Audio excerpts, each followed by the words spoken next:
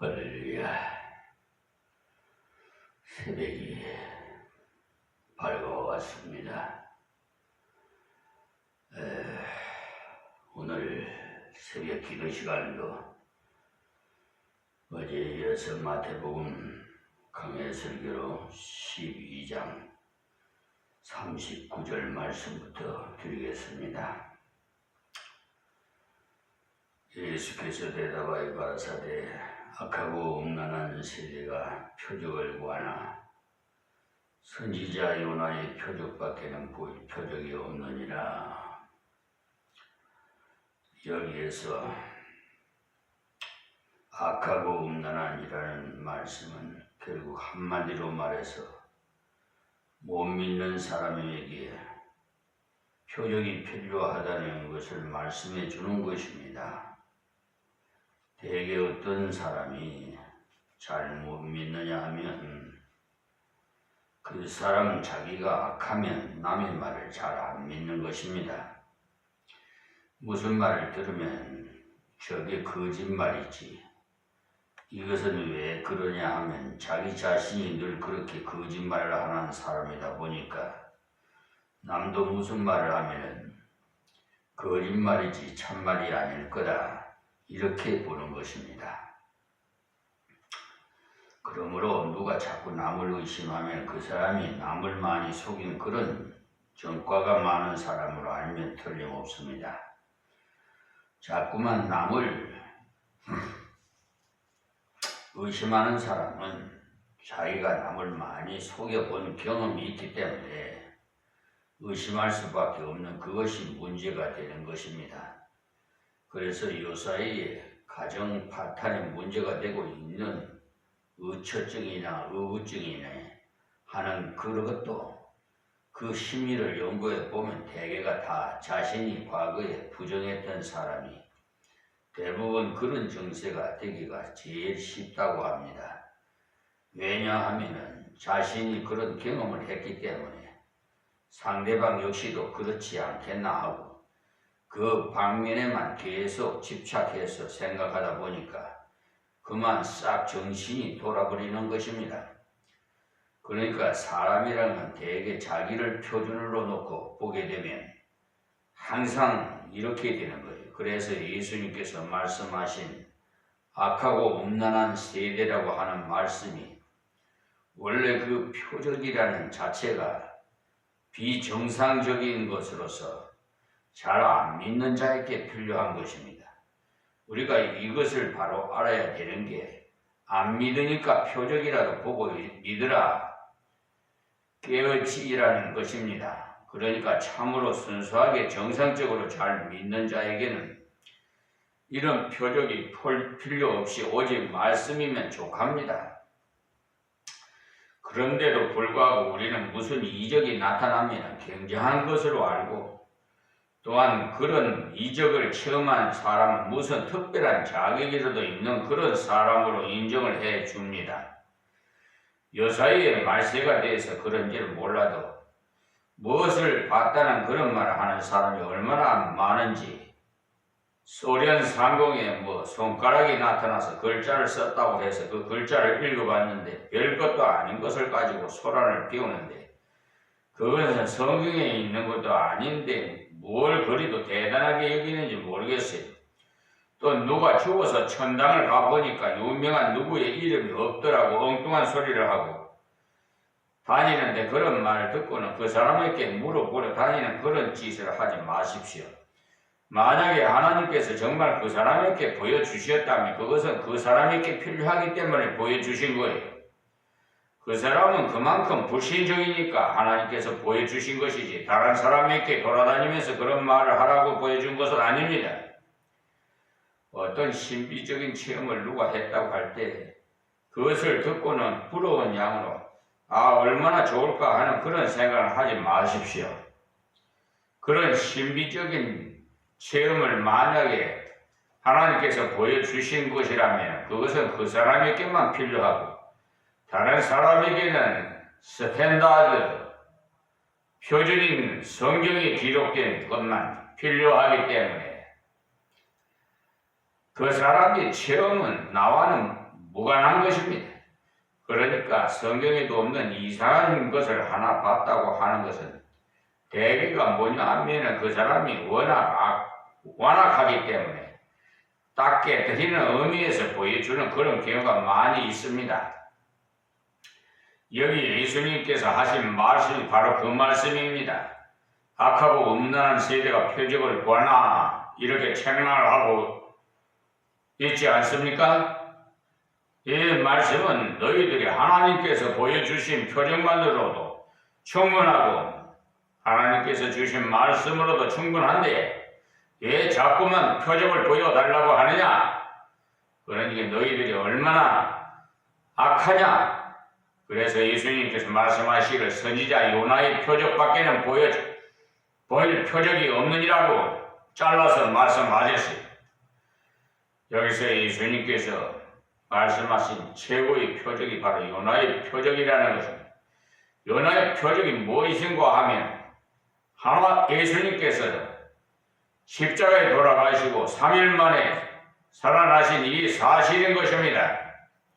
그러므로 다른 모든 표적보다도 이 표적이 최고의 표적이라는 말씀이, 그러니까 예수님께서 여기서 말씀하신 것도 역시 이때 바리새인과 서기관들이 망하고 죽으라는 그런 의미에서 책망하신 것이 아니고 너희가 그렇게 보고도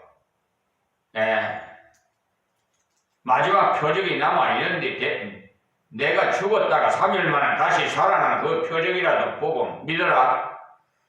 그 말씀이 그래서 다음 40절에 바로 그것을 말씀해 주고 있습니다.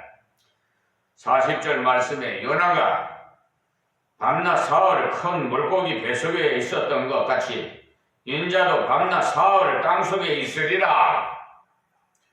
여기 이 말씀을 잘못 읽고는 요나가 혹시 고래 뱃속에 들어가지 않았는가 그렇게 생각하면 안 됩니다.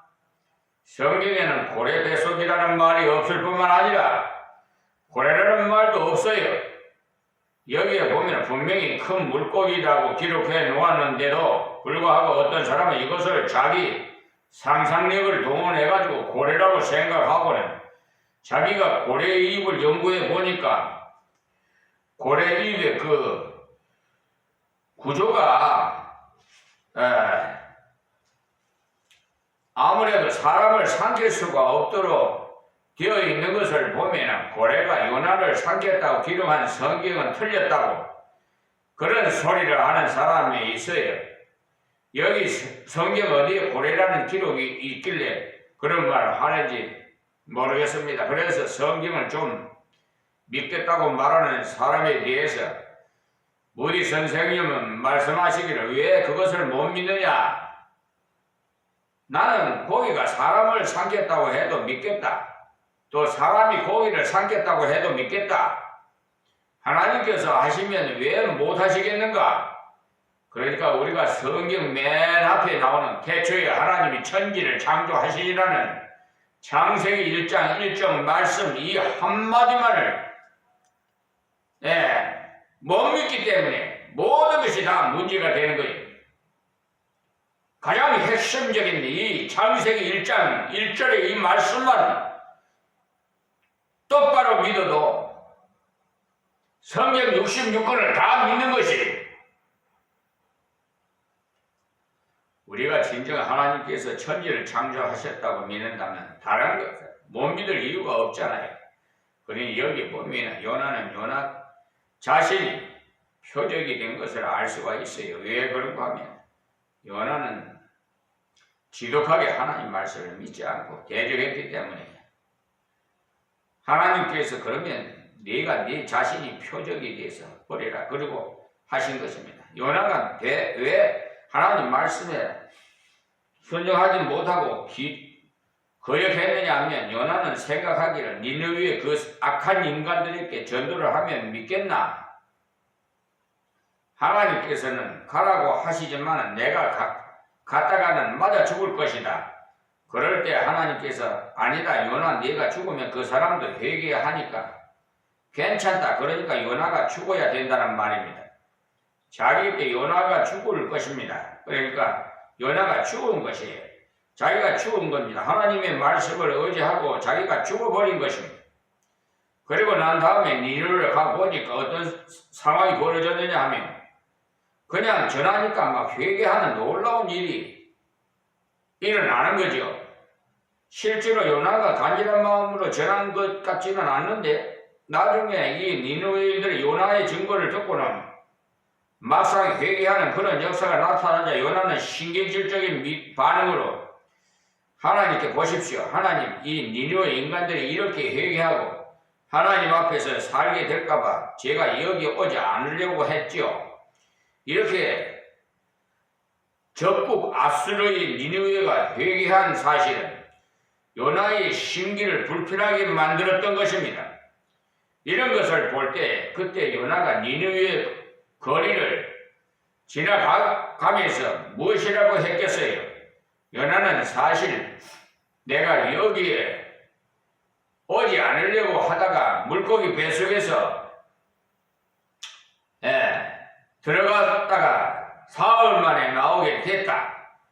그 정도로 내가 여기에 오기가 싫어서 피해 다녔으나 하나님께서 나를 이 모양이 되도록 고기 뱃속에서 죽게 만들어서 할 수 없이 한국하고 왔으니까 이제 너희들이 하나님 말씀을 순종하지 않으면 40일 후에 다 망할 것이다.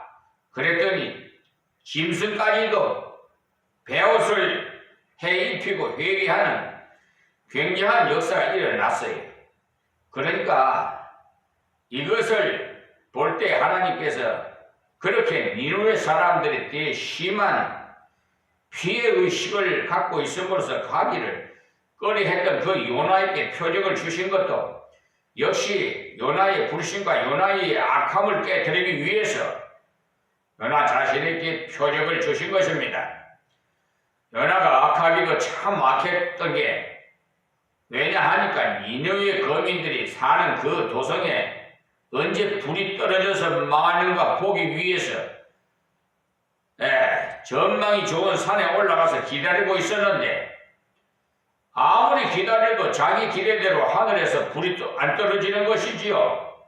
그래서 그 뜨거운 떼약볕 그 아래서 실망이 되어 앉아 있는데 갑자기 박능쿨이 올라와서 시원하게 그늘을 제공해 주더니 조금 있으니까 하나님께서 박능쿨을 싹 없애버렸어요. 그 지역이 아주 햇빛이 강렬한 그런 더운 곳이기 때문에 잘못하면 일사병으로 걸릴 수도 있는 곳입니다.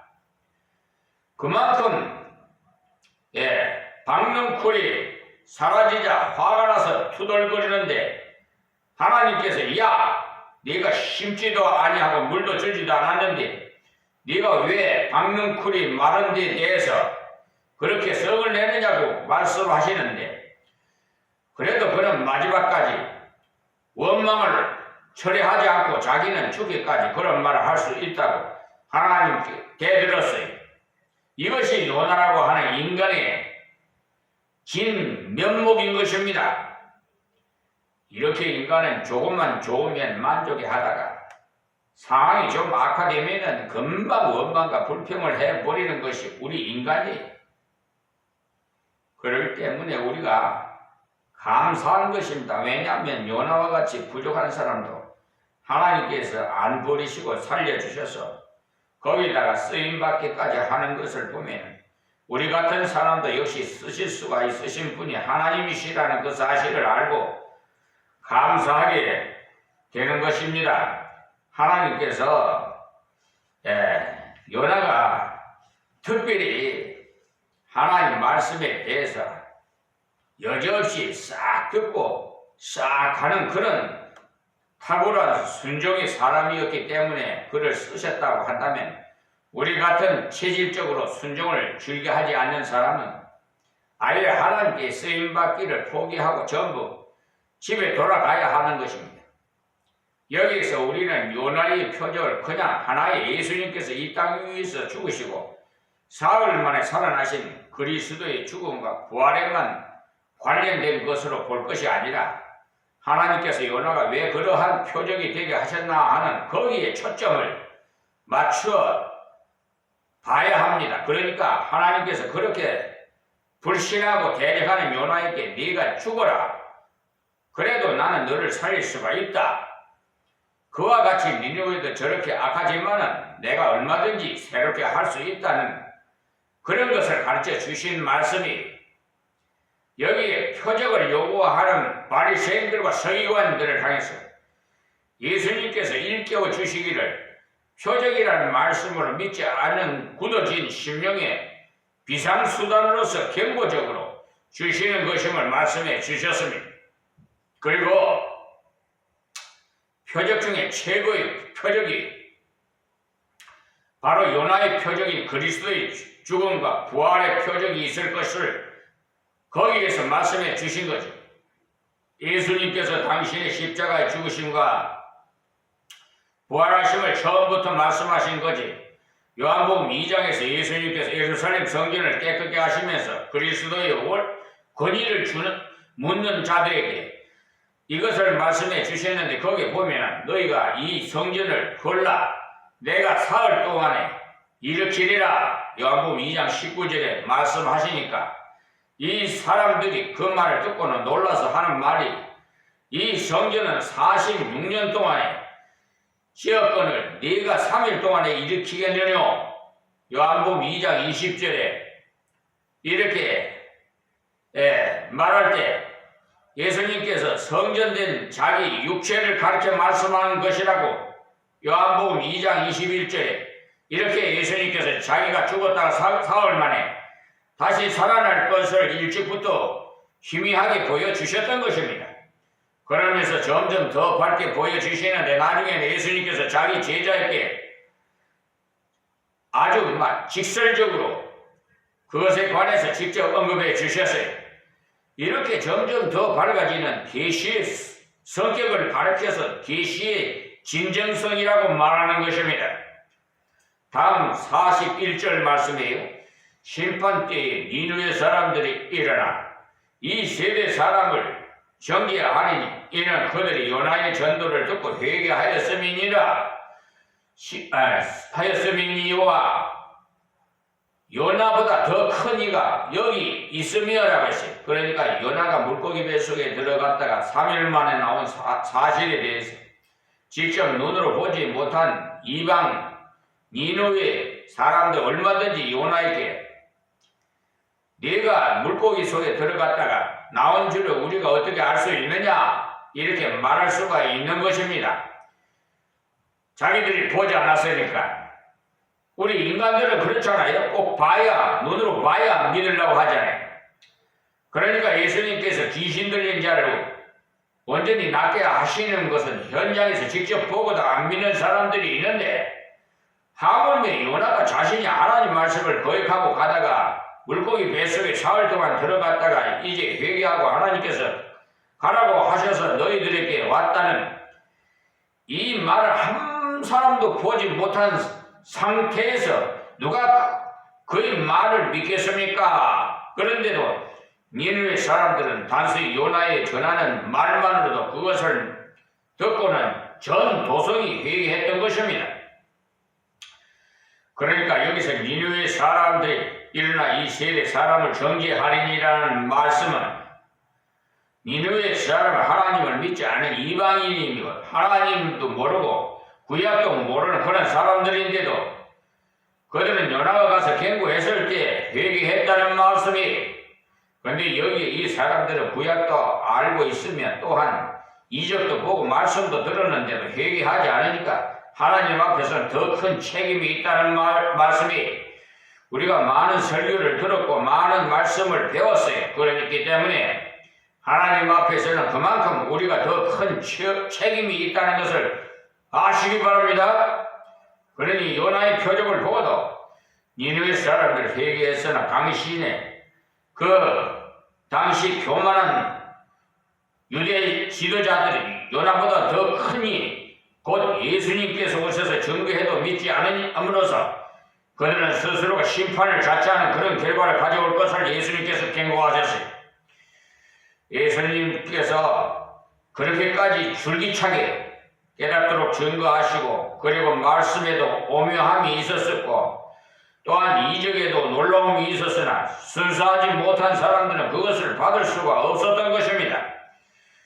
그러니까 지금도 아무리 말씀이 오묘하게 풀어지더라도 가르칠지라도 준비가 안 되어 있으면 안 돼요. 지금 이 비천한 종이 이렇게 한 절 한 절을 풀어서 강의 설교를 해도 믿지 않는 사람은 예수님 경고하신 말씀과 같이 심판의 날에 그 결과가 나타납니다. 그리고 큰 이적이 나타나도 안 되는 것이 저는 전도하다가 자기가 과거에 어디 가서 안수 받고 병이 나았는데 지금은 예수를 믿지 않고 있는 그런 사람들을 많이 만나봤어요. 우리가 생각하기에는 자기가 고질병으로 고생하다가 기도받고 병이 나았으면 그때부터 예수를 안 믿고는 못 베길 그 같은 그런 생각이 들지만 실상은 그렇지가 않습니다. 지금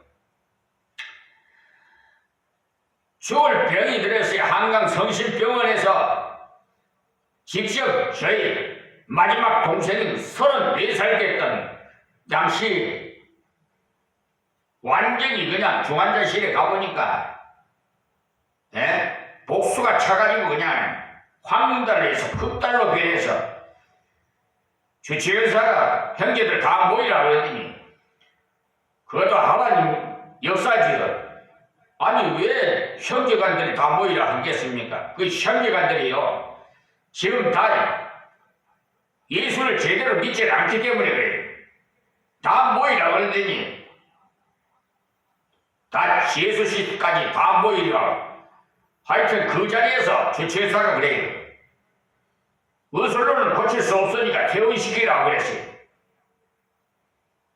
그러니 밑에 있는 동생이 저 원자력 병원으로 좀 갑시다 그래서 원자력 병원으로 갔더니 차들을 보더니 다시 안 받아줘요. 그래서 다시 돌아와서 한강 성심병원에서 그 주치의사를 찾아서 사정했어요.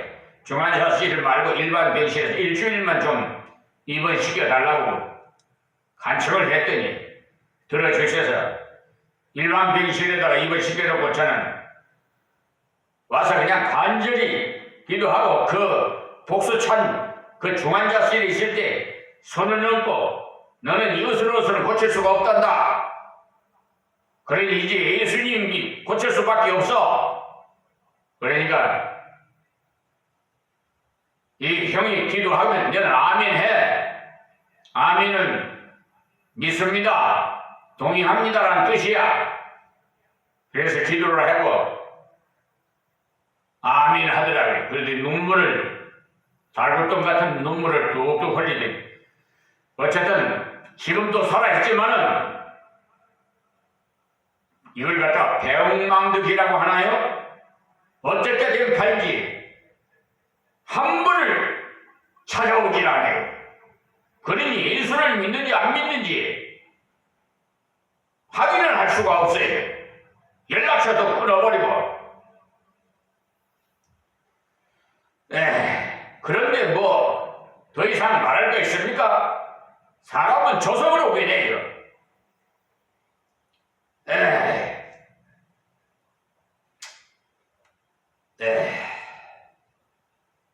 전도하다가 보면은 내가 이래도 젊었을 때 무슨 병이 걸렸는데 어느 목사님께서 안수받고 그 병이 나았던 사람이라고 말하는데 그러면 지금은 왜 예수를 믿지 않느냐고 물으면 어떻게 하다 보니까 이렇게 믿음이 적어서 버렸다면서 그때는 대단했었다는 그런 투로 말하는 것을 들어봤는데 그런 것을 보면 하나님의 은혜가 아니고는 인간이 제대로 하나님 주를 따라갈 수 없다는 것을 알 수가 있어요.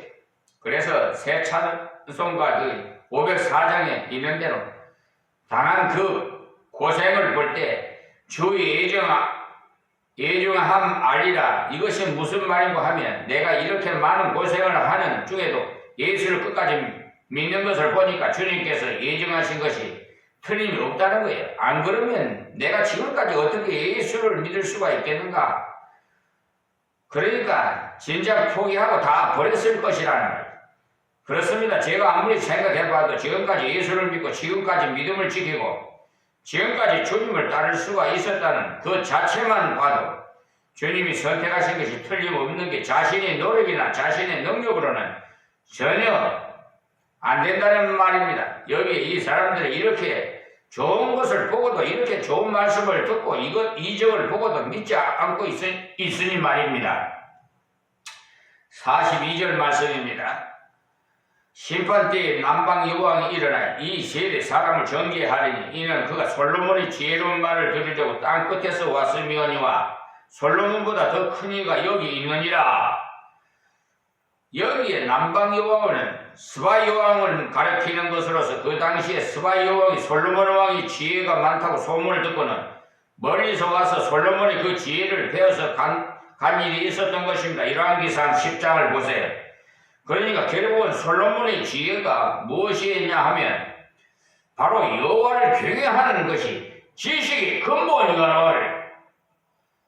잠언서 1장 7절의 말씀에 여기에 솔로몬의 지혜가 다른 게 아니라 인간이 하나님을 의지하고 하나님을 순종하는 이것이 제일 바로 깨닫고 사는 생활이라는 것, 그것입니다. 잠언은 전부가 솔로몬의 지혜를 기록한 것인데 그 잠언의 근본 사상이 하나님을 바로 아는 그것을 말해주는 것입니다. 그러니까 스바 여왕이 그렇게 멀리서도 솔로몬의 지혜를 들으려고 왔었는데 솔로몬보다도 수천갑절이나 지혜로운 예수님이 하나님을 직접 가르쳐 주시는 예수님의 이적을 보고도 안 믿었으니까 그때 심판받는 것이 당연하다는 말씀이 솔로몬 때 남방 여왕은 솔로몬 왕이 지혜의 소식을 듣고 그것을 얻으려고 먼 길을 찾아와서 들었으나 여기 교만한 자들은 솔로몬보다 더 큰 이신 그리스도를 배척하고 받을 심판이 클 것을 예수님께서 경고하신 거예요. 이것을 보면 하나님의 은혜를 받고도 그 은혜에 머물러 있지 아니하면 그 책임이 얼마나 크다는 것을 알 수가 있습니다. 그리고 이제 마태복음 12장 43절에서 45절에 있는 말씀은요. 그 요점을 말씀드리겠습니다. 여기에 예수님께서 미온주의를 경고하시기를 귀신이 나가고 난 다음에 가만히 있으니까 전보다도 악한 귀신 7이 들어왔는데 이것을 주님의 은혜를 접하고 난 다음에 주님께 밀접해 있지 않고 주님을 내버리면 오히려 전보다도 더 절망적인 상태에 빠진다는 것을 말씀해 주신 거죠.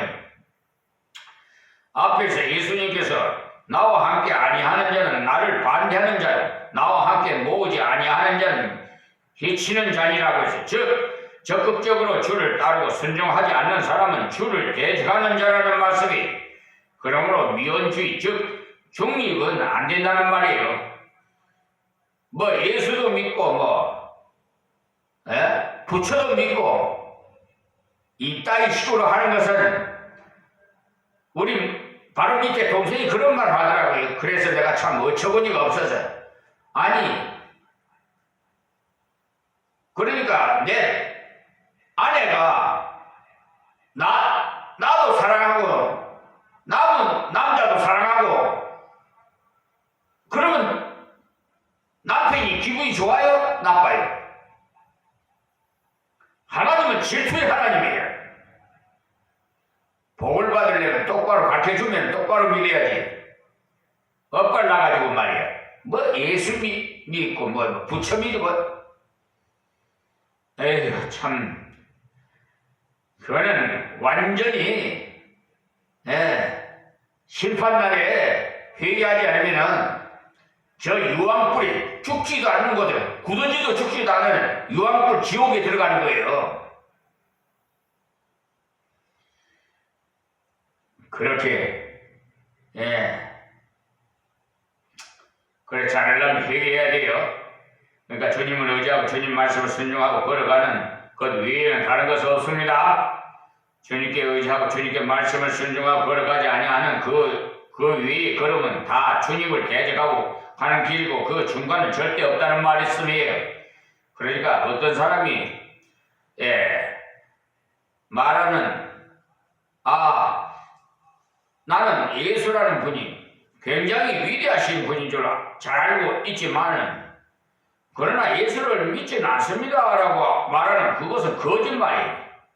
이 사람이 예수를 몰라서 그런 말을 하는 것 아니에요. 예수님께서 분명히 나로 말미암지 않고는 아버지께로 올 자가 없다. 즉 나를 믿지 않으면 지옥 간다고 말한 그 말씀을 아는 사람이라면 절대 그런 말을 할 수가 없어요. 그러니까 그런 말을 하는 사람은 예수님은 단지 하나의 박애주의자로서 원수를 사랑하라고 부르짖고 오른쪽 뺨을 치고들라 왼쪽 뺨을 들어대라는 말했던 그런 도덕적인 것에 관련된 특별한 성인으로서가 아니면 소위 말하는 사회 동포주의자로서 훌륭하고 위대한 무산 대중을 위한 혁명가로서 존경하고 싶은 그런 정도의 사람으로 생각하는 거예요.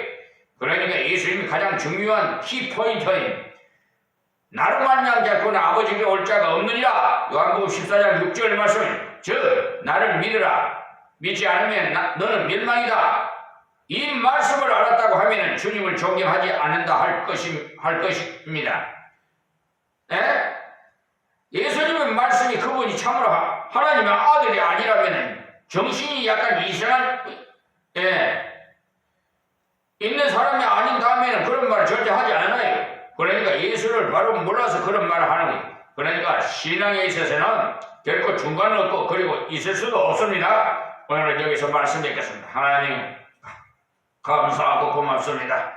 이 비천한적인 말씀을 증거하였사오니 복받을 자는 이 말씀을 시청하고 회개하고 하나님 품으로 돌아오게 하여 주시옵시고 이방인들도 구원시켜 아버지 영광 받으시옵소서. 예수님의 이름으로 기도합니다. 아멘.